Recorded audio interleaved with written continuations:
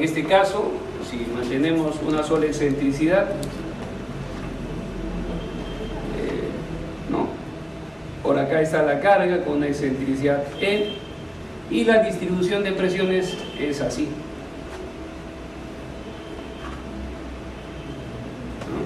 ¿no? Aquí tenemos el esfuerzo máximo, ¿no? El esfuerzo máximo. En el apuro tal vez estoy tratando o estoy olvidando algo, pero aquí, por ejemplo, cuando se trata del dimensionamiento, esto tiene que ser menor o igual que el esfuerzo admisible. Acá también el esfuerzo máximo menor o igual que el esfuerzo admisible. Esta condición para la cimentación es inapropiada, sobre todo en suelos que son cohesivos, ¿no? Esta condición tal vez se pueda aceptar en suelos que son granulares, ¿no? O tal vez sobre roca, ¿no? Sobre roca. Aquí lo que nos interesa es calcular el esfuerzo máximo, ¿no? Noten esto de aquí a acá es L, y la zona que está en compresión se reduce a una distancia que le estoy llamando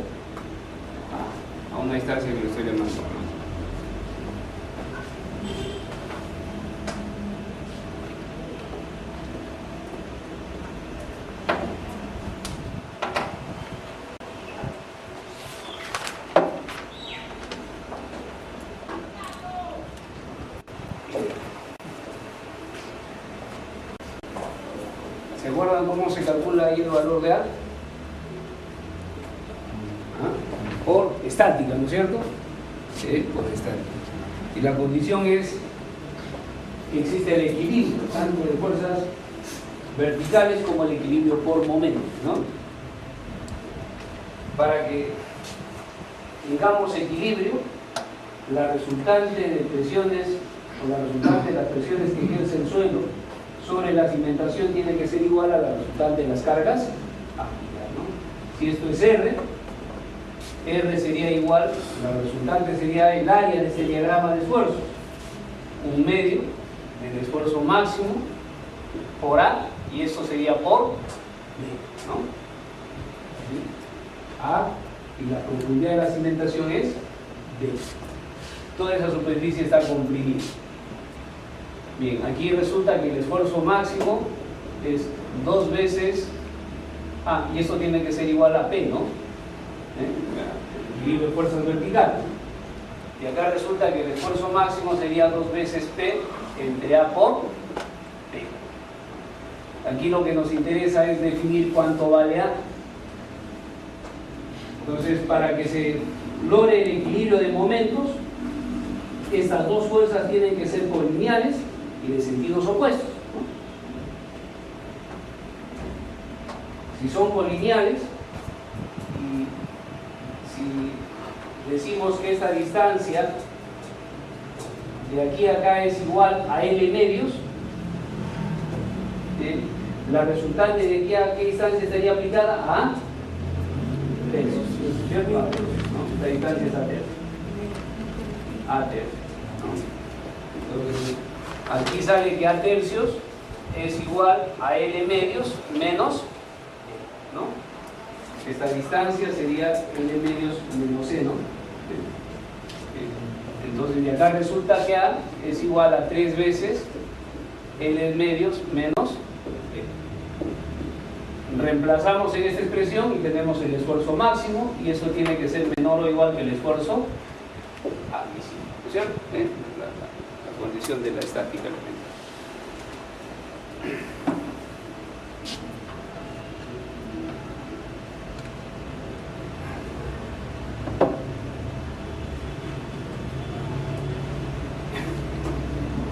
Resumiendo el asunto hasta acá, estas expresiones que nosotros conocemos ya de gusto y de arte y ya están en nuestro cerebro, digamos, ahí impregnadas, nadie lo va a borrar porque ya tanto diseño hemos hecho que ya sale ya por defecto, ¿no? Como si diésemos, por comer algo ya hay que abrir la boca y punto, ¿no? Bien. Nacen de dos supuestos, ¿no es cierto? El primero es que la cimentación es Y el otro es que el suelo tiene un comportamiento. Entonces, por ejemplo, esto, si tenemos una cimentación importante apoyada sobre un suelo cohesivo, no es muy exacto, ¿no? ¿Sí o no? Los suelos cohesivos tienden a plastificarse, ¿no? ¿Sí? Tienden a plastificarse. También los suelos granulares también tienden a plastificarse, pero en menor medida, ¿no? Los suelos cohesivos sí tienen esa opción, digamos, un poco más rápida, ¿no? Y si estamos hablando que tiene un comportamiento elástico, todos los cálculos se deben hacer en condiciones de servicio, ¿no es cierto? Todas las cargas aquí involucradas tienen que estar en condiciones de servicio, sin incrementar, sin mayorar, ¿no es cierto? Eso significa que el dimensionamiento de la cimentación se hace bajo cargas de servicio, ¿no es cierto? Bajo cargas de servicio. Hay una distribución de presiones que tal vez alguno de ustedes lo conozcan y que también es aplicable a cimentaciones rígidas. Vamos a poner el caso de aquí, se llama distribución uniforme de presiones. Una distribución uniforme de presiones.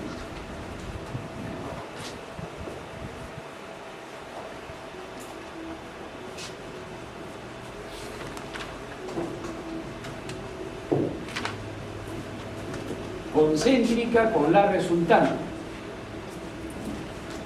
A esto también se le llama el área reducida de ancho reducido, también algunos le llaman así. Y aquí se acepta que el suelo llega a plastificarse. Y si se llega a plastificar, digamos, ya es una condición última del suelo. Entonces aquí se tiene que trabajar con cargas ya no en condiciones de servicio, sino con cargas incrementadas, ¿no? Incrementadas. Y la resistencia del suelo,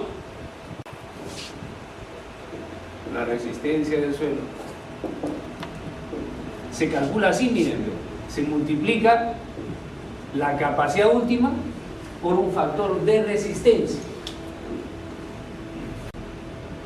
Entonces, aquí las cargas son en condiciones últimas, usando todas las combinaciones de carga que conocemos, ¿no? Que resulten de aplicación. Y la resistencia del suelo se calcula así, bueno, un factor de resistencia multiplicado por la capacidad última del suelo. Esta es la metodología que se usa en el diseño de estudios para puentes, ¿no? Igual, o sea, viéndolo longitudinalmente, aceptando una sola excentricidad, entonces por acá vamos a tener PU, ¿no? Aplicada con una excentricidad E, ¿no? Entonces se acepta que aquí en toda esta zona de acá el suelo llega a plastificarse, ¿no? Igual que la teoría de concreto armado, ¿no? La zona comprimida, el bloque rectangular de compresión. Este es el esfuerzo último, porque está en condiciones últimas, y a esto le llamamos a veces D. Igual que en la distribución triangular, en esta condición de plastificación se tiene que cumplir que la resultante de las cargas aplicadas debe ser igual a la resultante de presiones que ejerce el suelo sobre la cimentación. Entonces por acá está esa resultante, ¿no? Esa resultante sería el esfuerzo último. Si todo esto es L, estamos viéndolo así, y la profundidad es B, entonces esta resultante, vamos a ponerle por acá, RU, sería igual a ¿cuánto? Sería al esfuerzo por el área comprimida, ¿no? Sería el esfuerzo B por B. Entonces la idea es que esta resultante sea igual a la resultante de las cargas aplicadas, es decir, sigma U B por B tiene que ser igual a PU. Entonces acá sigma U, que es lo que nos interesa, es igual a PU entre B por B.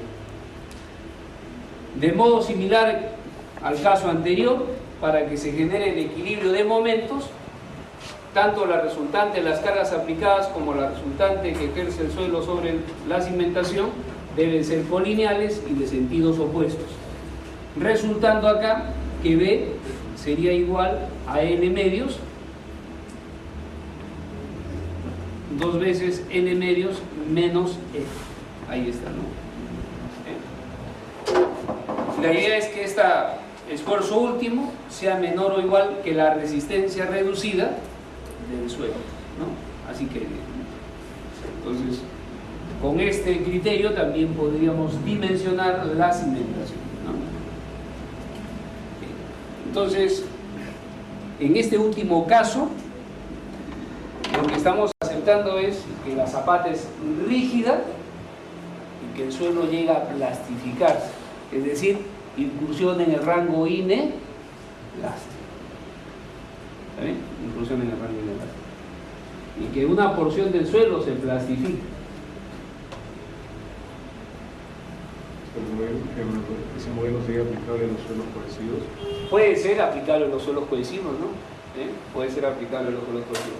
Lo malo es que no está, digamos, esa metodología no está incluida en nuestra norma de diseño, en la norma de 050 no está, ¿no? No está.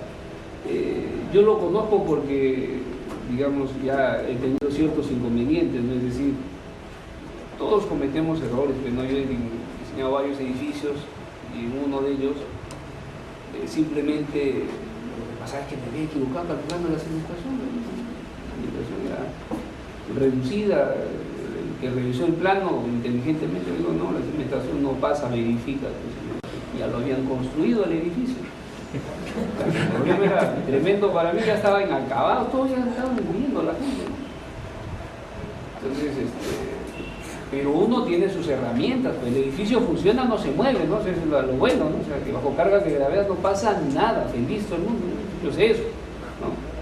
Sé eso, ¿no? Yo tengo conocimiento de ello, ¿no? Entonces, ¿cómo yo fundamento la estupidez que había cometido? Conocía esa teoría hace tiempo, ¿no? Por la cuestión esta del diseño en puente, ¿no? Y los mexicanos lo tienen, digamos, ya dentro de sus normas de diseño, ¿no? Me puse a buscar con presenté mi memoria de cálculo y resultaba que el ancho estaba sobredimensionado. Y el otro pata, ¿qué va a hacer? Pero simplemente no entendió, ¿no? Lo que ya había hecho. Así se hace, pues no a veces, ¿no? Eso no es muy bueno, ¿no? O sea, y no solamente hecho con eso, ¿no? Sino que hicimos el reforzamiento del Senati y es un edificio de esos típicos, pues, ¿no? De colegios, en una dirección albañilería confinada y en otra dirección pórticos, pero como se construían con viga chata. Es decir, en esta dirección, en la dirección larga, nada de rigidez, nada de rigidez. Hicimos el análisis sísmico, estático, dinámico y en la dirección larga el edificio desplazaba 60 centímetros formalmente. Y la institución, como tiene el ISO 9000 no sé cuánto, quería construir el tercer piso sí o sí de vida o muerte porque necesitaban para laboratorio. ¿Cómo fundamentamos ese tercer piso? El edificio se ve tan fuerte y los cálculos nos dicen lo contrario. Hicimos un diseño por capacidad última del edificio. También hicimos una memoria de cálculo que ni yo lo entendía. Enviamos al revisor, peor, pero no sé si... Total, lo aprobó, no sé ni ya lo habrá visto que tantas cosas ahí, ¿no? Aprobado. Hay cosas que uno puede, pero no son las correctas, ¿no? Esas no son las correctas. Eso uno lo comete, pero así ya cuando está en situación de peligro, ¿no? Bien. Entonces, miren, estas suposiciones son las que básicamente se aplican a qué tipo de cimentaciones.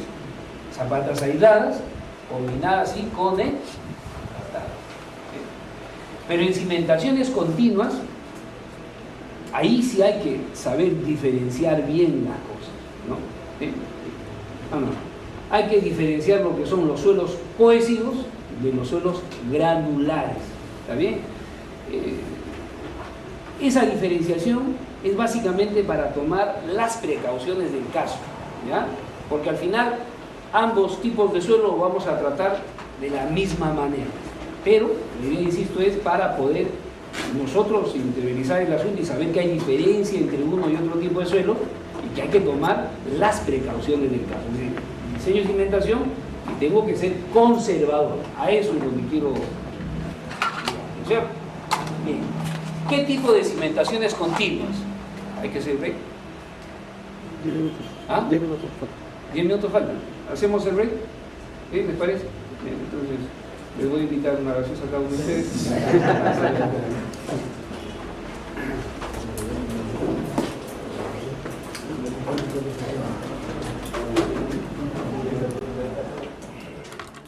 Reduciendo esa complejidad a cosas un poco más pequeñas. Por ejemplo, primero vamos a ver qué es lo que pasa en aquellos suelos que, digamos, son suelos cohesivos o de alta compresibilidad.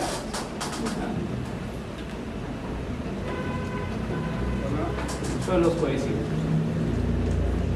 ¿Cómo vamos a tratar de calcular la distribución de presiones en aquellas cimentaciones que se desplantan en suelos cohesivos?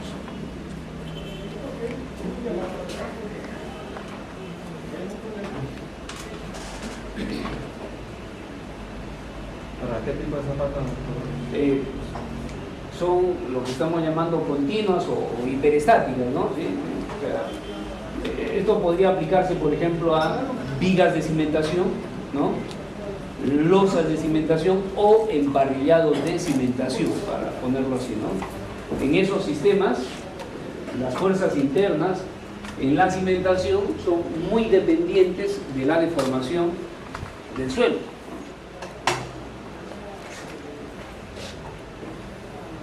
Y la idea es tratar de establecer una distribución de presiones.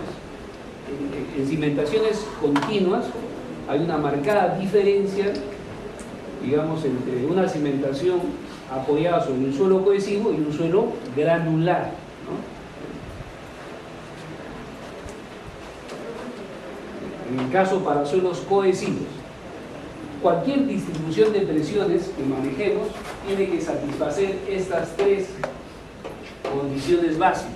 Es decir, debe haber equilibrio global, lo que se llama el equilibrio local, y la compatibilidad de deformaciones. El equilibrio global requiere que la resultante de las presiones que ejerce el suelo sobre la cimentación tiene que ser igual a la resultante de las cargas aplicadas. Eso es el equilibrio global, ¿no? El equilibrio estático, ¿no?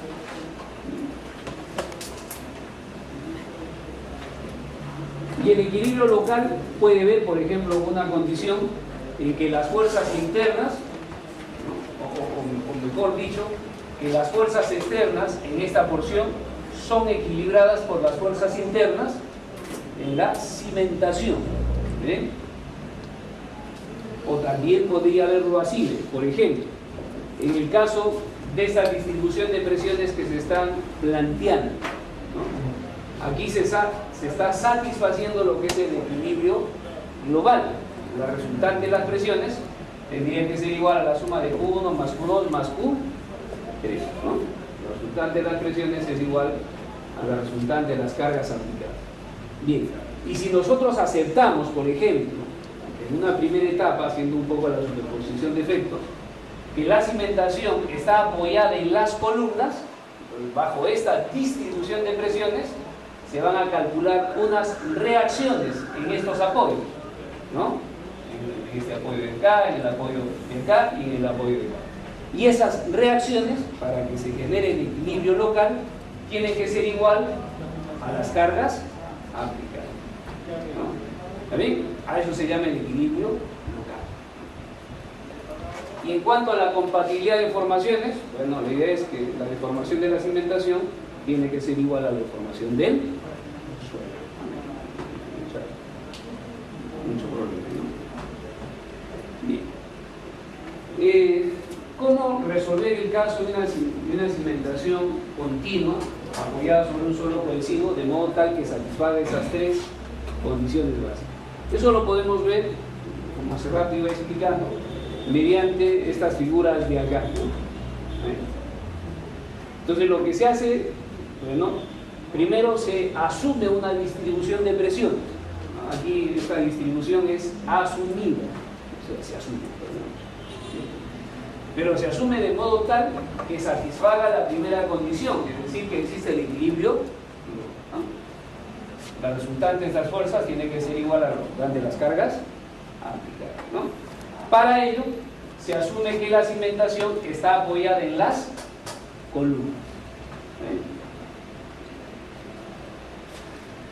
Para esa misma condición se calcula la deformación en la cimentación. Aquí está la deformación, ¿no? Como más o menos debe ser, ¿no? Si es que aceptamos que en esta primera etapa la cimentación está apoyada en las columnas. Luego tiene que satisfacerse la siguiente condición, es decir, que debe existir el equilibrio local, ¿no? Entonces, que esta cimentación bajo esta distribución de presiones asumidas, ¿no? Y considerando que se encuentra apoyada en las columnas, bueno, aquí van a aparecer reacciones y estas reacciones tienen que ser igual a las cargas aplicadas. Como eso no se va a dar esa coincidencia, entonces hay que corregir, ¿no? Y se corrige acá. Aquí salió P1, aquí salió P2 y aquí salió P3 la reacción. Y luego se corrige, ¿no? Sería P1 menos Q1, P2 menos Q2 y P3 menos Q3. Bajo esta condición, ya es para efectos de corregir el equilibrio local, se vuelve a calcular la deformación de la cimentación. Estas dos cosas se sobreponen y se tiene la deformación para estos dos estados de carga. Entonces ya con eso estamos logrando el equilibrio global y el equilibrio local. Y para ver la compatibilidad de formación, lo que tenemos que hacer es cargar la cimentación con la presión asumida, ¿no? Y con esta presión asumida se calcula la deformación de la cimentación, ¿no? ¿Cómo se calcula la deformación de la cimentación? Simplemente dice que se debe tomar en cuenta la no linealidad del suelo, ¿no? Y usando obviamente todas aquellas expresiones que probablemente nos han enseñado en los cursos de mecánica de suelos, ¿no? Cómo calcular los puntos. Aquí está mostrado, ¿no es cierto? Esta es la deformación del suelo bajo este estado de cargas de acá, ¿no? Entonces, si sumamos esta deformación con esta deformación de acá, ¿no? Estas deben coincidir con la deformación de acá. Si no coinciden, lo que tengo que hacer es buscar otra distribución de presión hasta que se dé tanto lo que es el equilibrio global, local y la compatibilidad de deformación. Es decir, el proceso para calcular la distribución de presiones en esas cimentaciones es demasiado complicado. Obviamente, para hacer un cálculo un poco más riguroso, habría que modelar tanto el cimiento como el suelo. El suelo se puede modelar como un medio continuo, ¿no? ¿Está bien? O sea, hay que modelar estrato por estrato, ¿no? Y bajo esa condición tratar de encontrar una solución a este problema. ¿Está bien? Entonces, lo que quiero que quede más o menos claro, entre comillas, es que tratar de encontrar una distribución de presiones para estos suelos cohesivos es literalmente complicado, difícil, ¿no es cierto? Para poder lograr satisfacer estas tres condiciones. Suelos cohesivos. Problema al por mayor y menor. La siguiente, por favor. Bien, pero ¿qué pasa en suelos granulares? Estos sí tienen más o menos un comportamiento elástico lineal, ¿no es cierto? ¿Sí? Un comportamiento elástico lineal.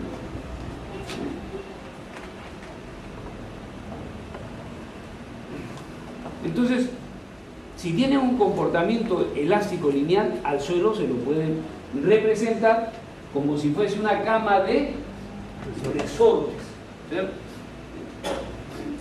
Como una cama de resortes. Y la presión en cada punto se puede aceptar que es directamente proporcional al hundimiento. Eso ya lo hemos visto, ¿no? Es directamente proporcional al hundimiento, ¿no?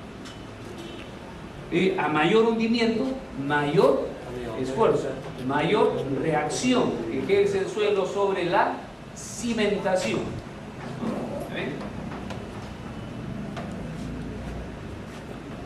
Entonces aquí el problema es un poco más sencillo, ¿no? Digamos, basados o ayudados con una herramienta matemática, representamos esto como una serie de resortes, cada uno de ellos, digamos, o resortes individuales, ¿no? ¿Sí? Aislados uno con respecto al otro. Podemos modelar la cimentación y obviamente las cargas que actúan sobre, y a través de ese modelo podemos lograr esas tres condiciones que nos piden para toda cimentación continua: equilibrio global, equilibrio local y compatibilidad de formación, ¿cierto? O sea, se puede resolver el problema de modo matemático tal y cual a nosotros nos gusta, ¿cierto? Caso S es el módulo de balasto, que ya hemos visto. Módulo de reacción también se llama, y es el hundimiento, ¿no? Aquí se está mostrando una amiguita que tiene un ancho B, ¿no? Y que la carga está distribuida en toda su superficie, ¿no? Y los resortes también pues estarán dispuestos en toda la superficie de la viga de cimentación, ¿no? Esta expresión creo que todos debemos recordar, ¿no? ¿No? Para calcular vigas, las deformaciones, ¿no?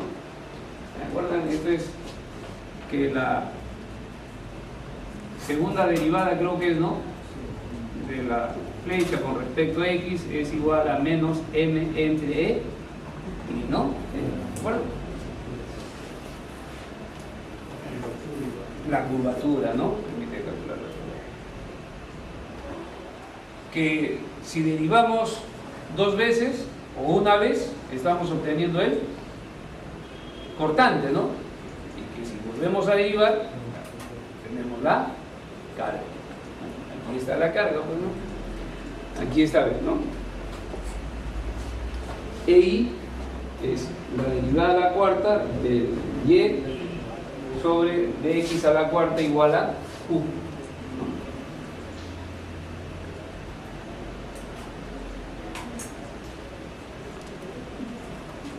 La siguiente, por favor.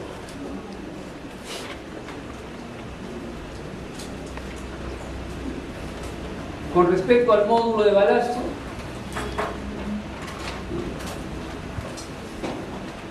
insisto, estamos en el caso de cimentaciones continuas apoyadas sobre suelos que tienen comportamiento elástico y que más o menos estamos hablando de suelos granulares, ¿no?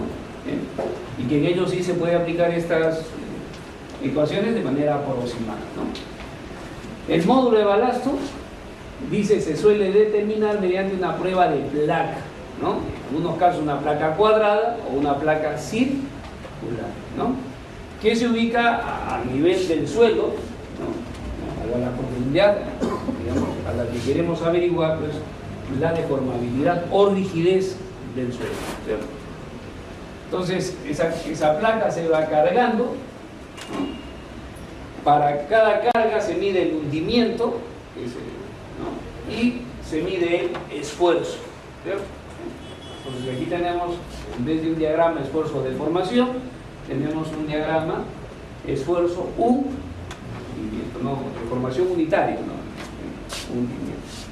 Y en ese diagrama determinamos la rigidez, en este caso sería del suelo, ¿no es cierto? Del suelo, ¿no? En el diagrama esfuerzo de formación unitaria determinamos la rigidez del material, ¿no?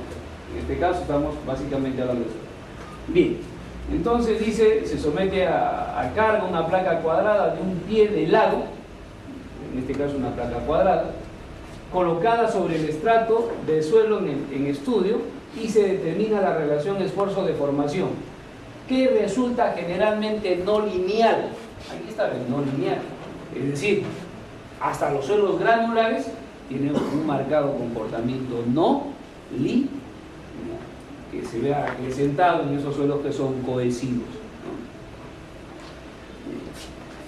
¿Y cómo determinamos el módulo de balasto? Dice, para el nivel medio de presiones a las que se provee va a estar sujeta la cimentación, se determina una rigidez secante, la cual se toma como módulo de reacción unitario. Es decir, el que hace el estudio de suelos, en base a su experiencia, en base a la información, determina una presión promedio a la que va a estar sometida la cimentación. Con este valor traza aquí una recta, corta a la curva esfuerzo-deformación. Y luego desde aquí trazamos una recta secante que corte a este punto. Medimos la pendiente y tenemos el módulo de balasto, ¿cierto? El módulo. Esos ensayos no lo hace ningún, bueno, aquí en la localidad no sé si habrá, digamos, algún especialista en suelos que haga ese ensayo, ¿no? En Trujillo no lo hacen, ¿no? Lo que hacen, y me parece de manera un poco acertada, es que para determinar el módulo de balasto, lo que hacen es dividir la capacidad admisible entre el asentamiento, ¿no? O el hundimiento, ¿no? ¿Sí? Sí, así lo están haciendo, ¿no? Pero eso literalmente es erróneo, ¿no? No es tanto así, porque ese asentamiento que ellos manejan es el asentamiento para el cual están calculando la capacidad portante, ¿no? Pero la deformación que vamos a tener no va a ser esa, pues va a ser diferente, ¿no? Y hay otros, por ejemplo, me acuerdo el nombre que de una manera muy elegante ha correlacionado el módulo de balasto con la capacidad admisible del suelo, y dice que el módulo de balasto más o menos está entre .10 a .12 de la capacidad admisible